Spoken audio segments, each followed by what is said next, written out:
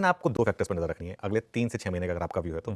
पहला है नंबर्स, सबसे इंपॉर्टेंट है वो, अर्निंग सीजन आ रहा है, सबसे इंपॉर्टेंट। और दूसरा है रिलेटिव स्ट्रेंथ।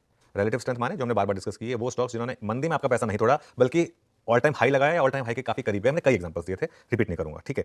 तो शेयर या तो वो लें जहां आपको अर्निंग्स का सपोर्ट मिल रहा है, जैसे कि बजाज फाइनेंस है और भी एक आध स्टॉक्स हैं, एचडीएफसी बैंक है, या फिर नंबर्स वो लें जहां पर रिलेटिव स्ट्रेंथ का आपको फोकस मिल रहा हो। और वो रिलेटिव स्ट्रेंथ भी इसीलिए कि उनमें कुछ ना कुछ इंपॉर्टेंट है, इसीलिए वो स्टॉक्स स्ट्रांग है, उन पर फोकस करें। दोनों मिल जाए तो सोने पे सुहागा।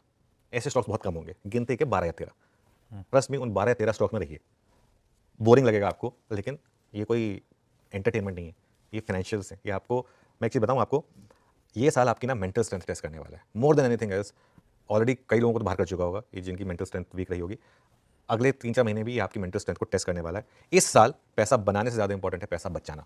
पैसा बचाएंगे अगर आप, तभी अगले उसमें रन में पैसा बनाएंगे। पिछले 2 साल से ना आशीष T20 चल रहा था।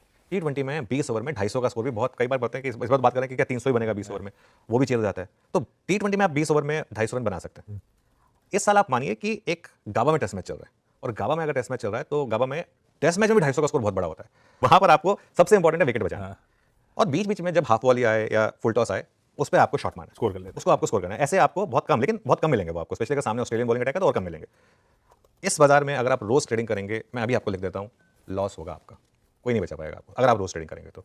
लेकिन अगर आप कुछ खास दिन का इंतजार करेंगे, जैसे कल आपको एक ट्रेड मिल गई, और हर ट्रेड भी नहीं पकड़नी है, अगर आपको एक आध ट्रेड मिल गई अगर, तो आपका पैसा बनेगा।